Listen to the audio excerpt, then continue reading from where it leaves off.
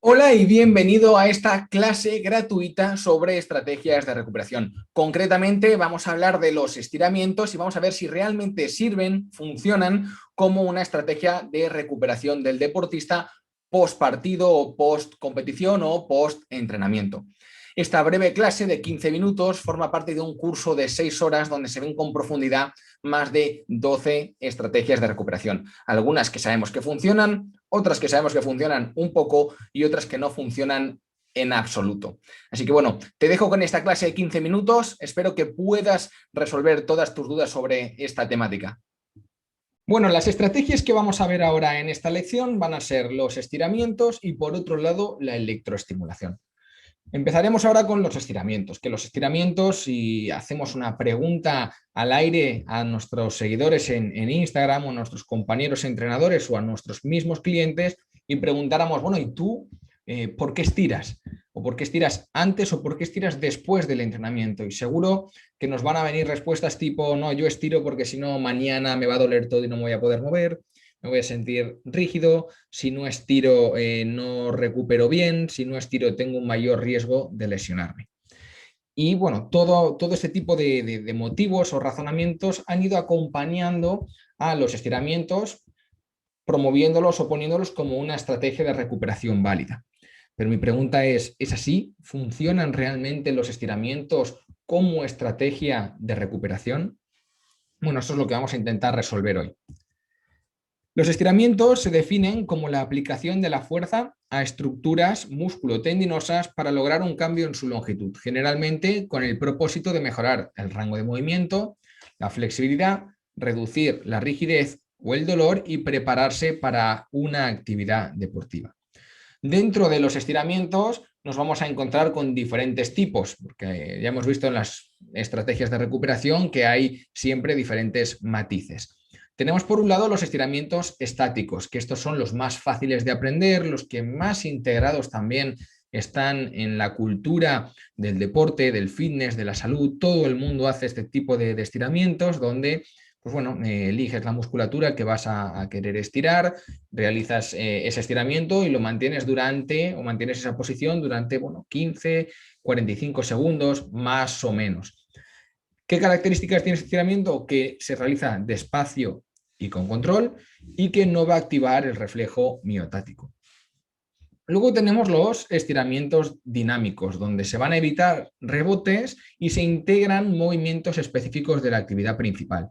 Estos se han vuelto mucho más populares en los últimos 5 o 10 años, pues bueno, de corrientes un poco estadounidenses, diría yo, de la mano de Michael Boyle, Mike Reynolds y otro tipo de autores y entrenadores que bueno, proponen la utilización de este tipo de ejercicios o de flexibilidad dinámica para preparar al deportista para la actividad que se va a desempeñar. Es decir, si nosotros vamos a entrenar fuerza y el día de hoy nos toca trabajar, pues bueno, mucha sentadilla o ejercicios dominantes de cadera o dominantes de rodilla, pues bueno, lo que haremos nosotros sería programar estos ejercicios de flexibilidad dinámica para facilitar el movimiento en todo su rango en esos ejercicios específicos.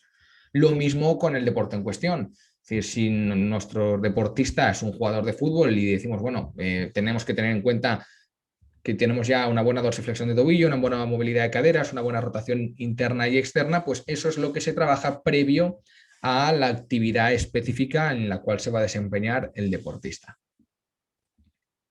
Luego tenemos otro tipo de estiramientos que también son muy conocidos, son los de facilitación neuromuscular propioceptiva y tenemos 3 tipos aquí. Estos lo que van a hacer, también obviamente se utilizan para aumentar el rango de movimiento y ganar en flexibilidad, combinan movimientos pasivos y acciones musculares concéntricas e isométricas.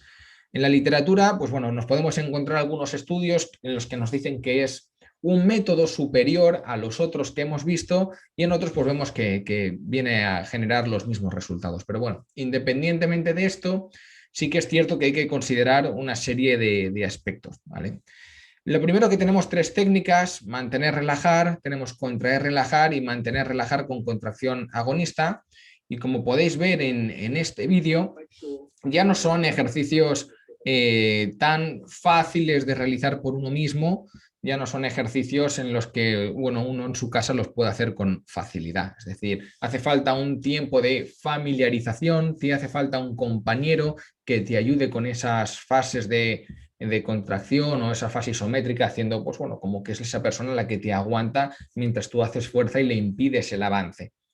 Y luego también, pues obviamente necesitas una buena comunicación con el entrenador o con el compañero que te lo está realizando. Yo uno de los peligros que más le veo a este tipo de estrategias o este tipo de estiramientos es que la persona que te está estirando no sabe el grado de tensión que te está generando, ¿no? Entonces, sí es cierto que hay gente que tiene una mayor tolerancia al dolor y pide que tire, tire, tire, pero si te pasas de la raya, al final lo que se eligió pensando en que iba a ser una buena herramienta de recuperación acaba generando una lesión. Entonces, yo siempre recomiendo mucho cuidado con este tipo de estiramientos. Luego, ¿qué efectos se le atribuyen a los estiramientos? Bueno, podemos encontrarnos que se le atribuye que facilita la dispersión del edema acumulado por el daño tisular. Es decir, cuando se produce un daño muscular y hay una acumulación de productos de desecho, el estiramiento lo que haría sería favorecer la eliminación de ese edema, la dispersión de ese edema, la eliminación de esos productos de desecho. También se supone que los estiramientos facilitarían una mayor recuperación del daño muscular post ejercicio. Facilitarían también una relajación y obviamente los estiramientos desarrollarían la flexibilidad.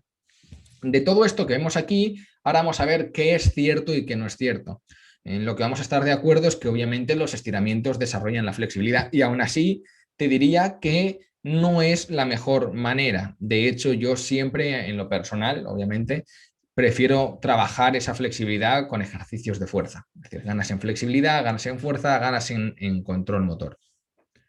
Bueno, ¿qué nos dice la literatura con respecto a estos efectos que se le atribuyen al estiramiento?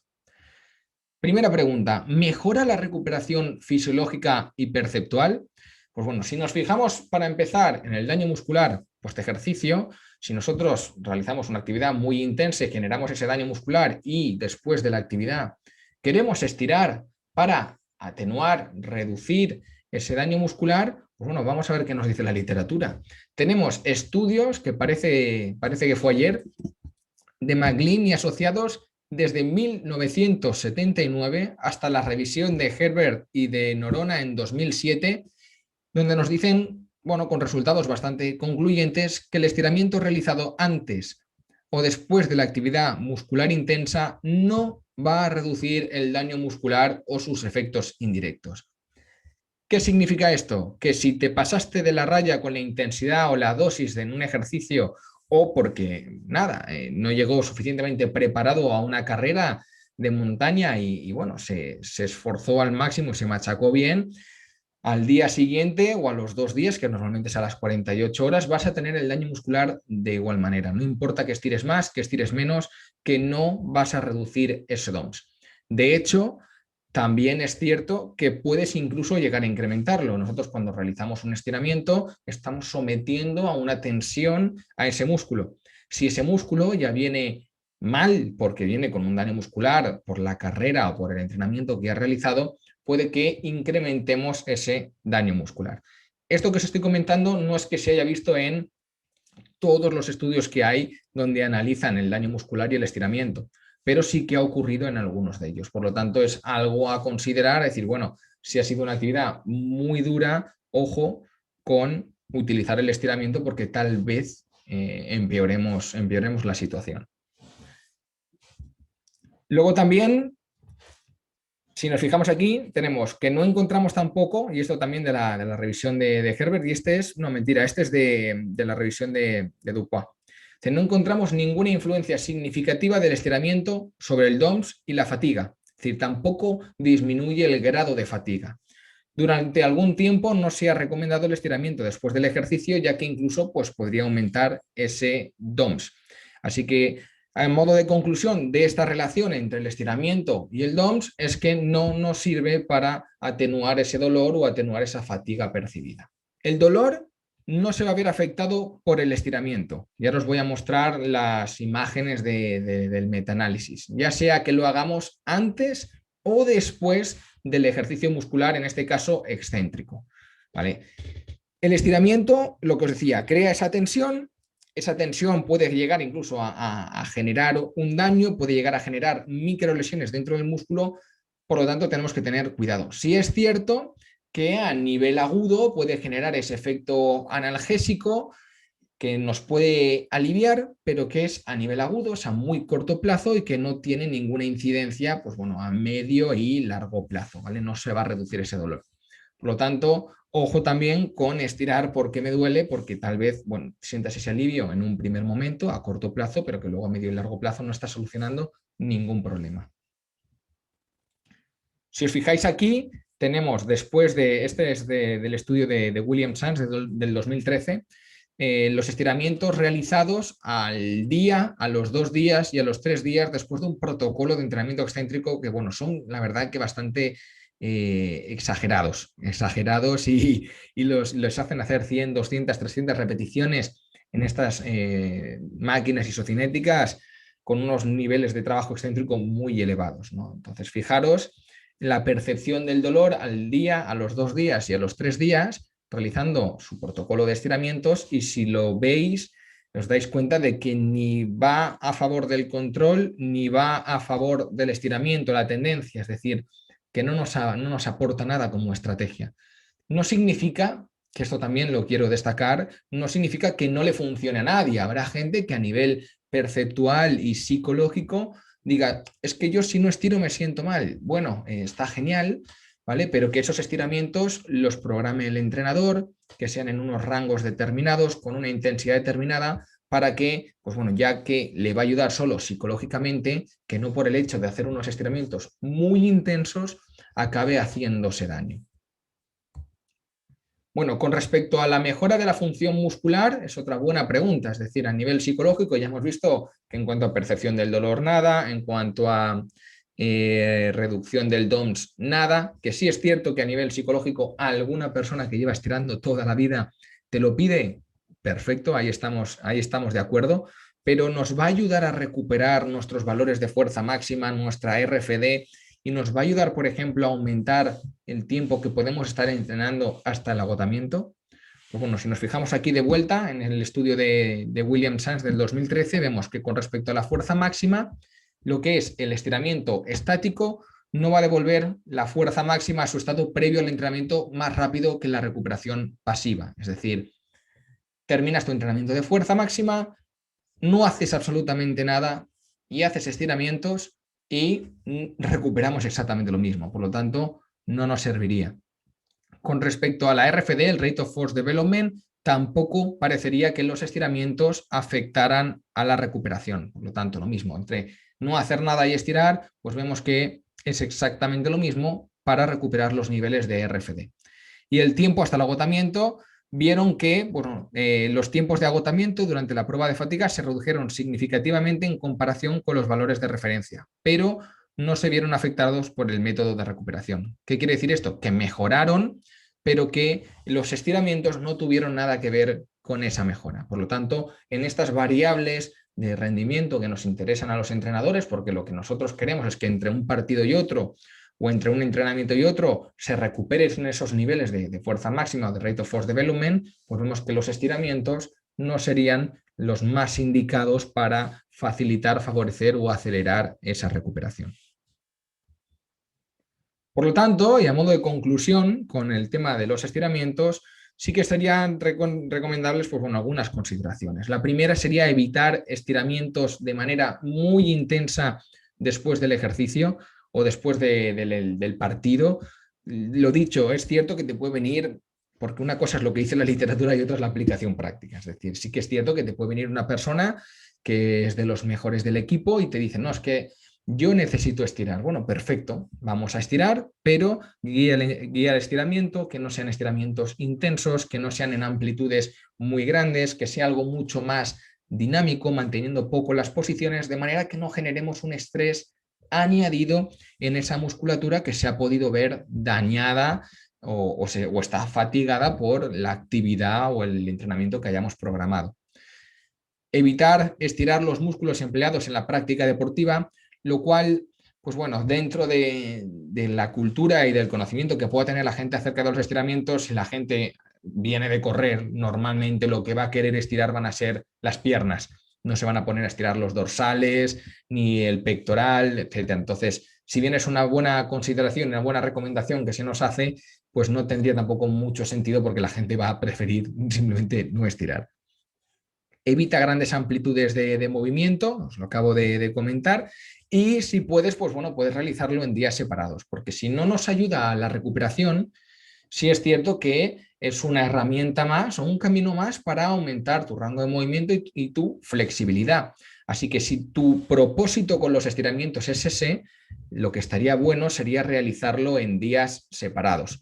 Sí es cierto que esto no lo voy a incluir en el webinar, pero también se habla de que si estirar antes de una práctica o de un deporte o una acción deportiva, un sprint, un partido de fútbol, un entrenamiento de fuerza, puede llegar a empeorar el rendimiento, y se ha visto que en algunos casos sí, cuando se utilizan protocolos de estiramiento que la verdad que son muy raros de ver en la práctica, estar estirando durante 5 o 6 minutos la misma musculatura de manera pasiva y demás.